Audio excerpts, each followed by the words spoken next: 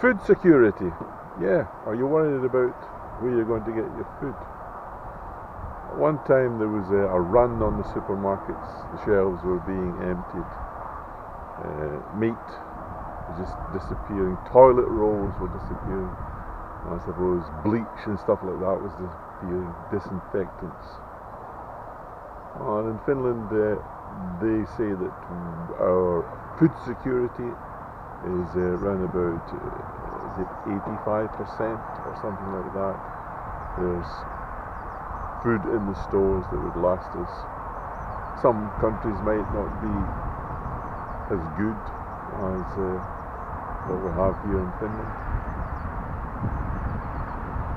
And I think that from looking at gardeners on the internet, you find some of them saying we can't go down to the garden centres to get supplies or even seeds, and it's just lucky that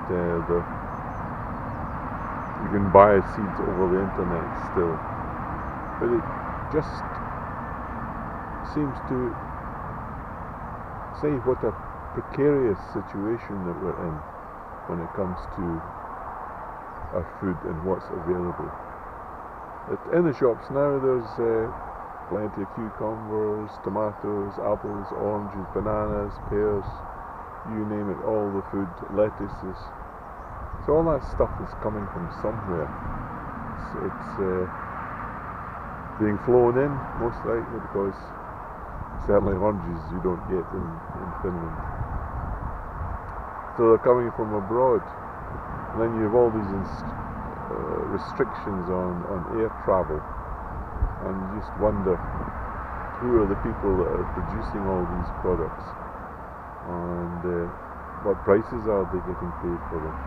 I expect that they may be getting paid a good wage now as compared when times were plentiful.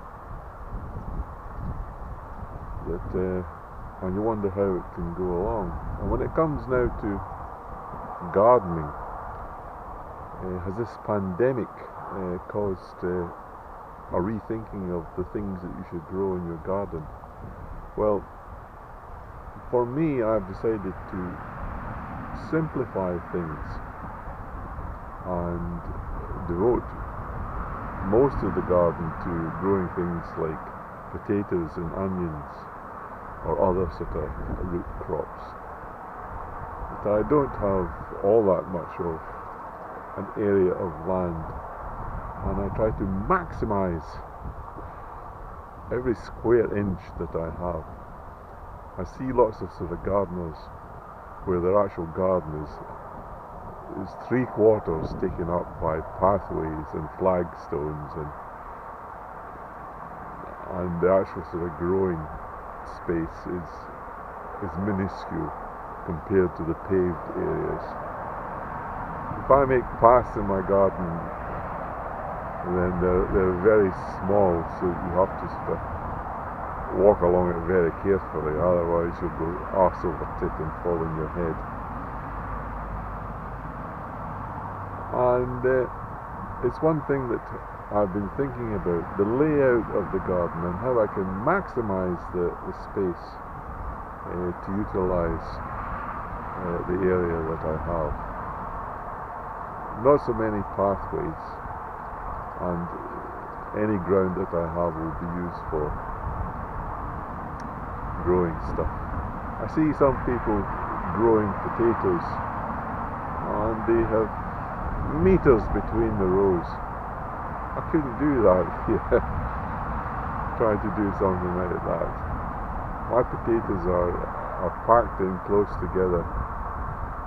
But if homegrown veg can get results with a 10-inch bucket, then the spacing between my potatoes is going to be about the size of a 10-inch bucket and no more. But I don't know if it will affect how much I'm going to get, the quantity, but that's what I'm doing. Trying to maximize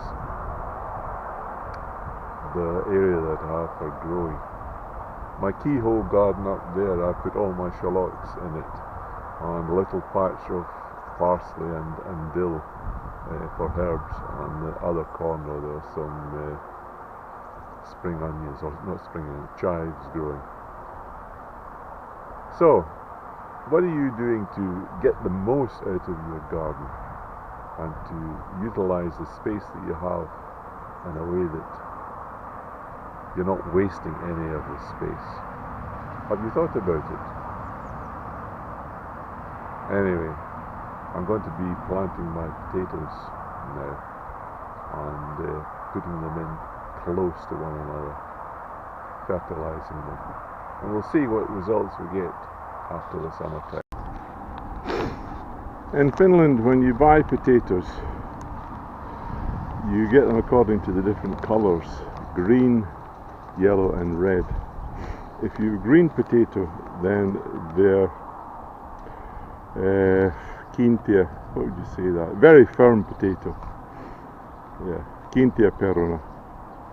Firm. If you get a golden one or a yellow one, then it's a little bit starchy or floury, and if you get a red one, then it's really floury, good for making mashed potatoes. So this one here is a green potato, and it's called Maribelle, and these are just store-bought potatoes, and here they are, all just chitted up. Quite nice chits on them, and I'll be plonking those into the holes and filling it up with compost, and perhaps in 2 weeks time we might see some of them poking their heads through the ground. Turned a little bit green, but I don't think that matters. So this is another 1, 2, 3, 4, 5, 6. 1, 2, 3, 4, 5. 30 potatoes. I've got 30 holes over there now to put these in. So Maribelle, very firm potato. Sometimes you get like those lapin puikula. You boil them for 20 minutes and they just go to mush. They break up in the pot, and I don't like that. So these ones are nice and firm, so they shouldn't do it.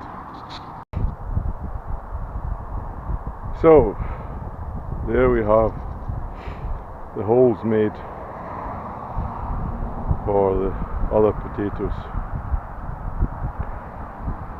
I put some fertilizer down the bottom, fill it up with compost, and see how it goes. And I still have got a little space over here. That's some, what do you call it? Jerusalem artichokes in there, which perhaps I need to dig up.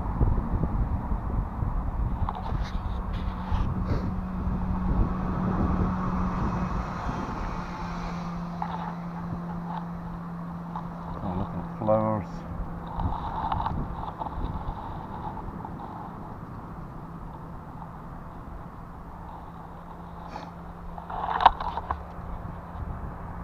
Tulips coming up through some cardboard.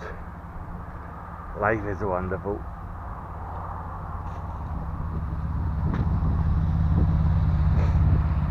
There's some finished rhubarb.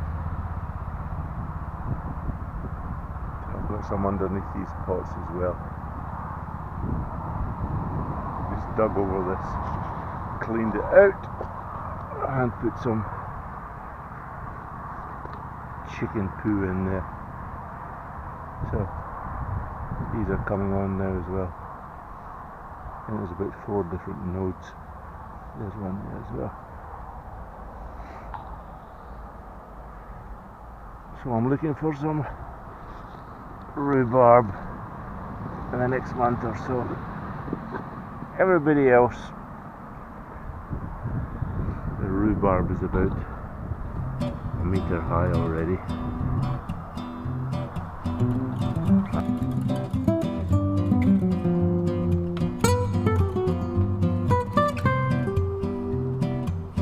fertilizer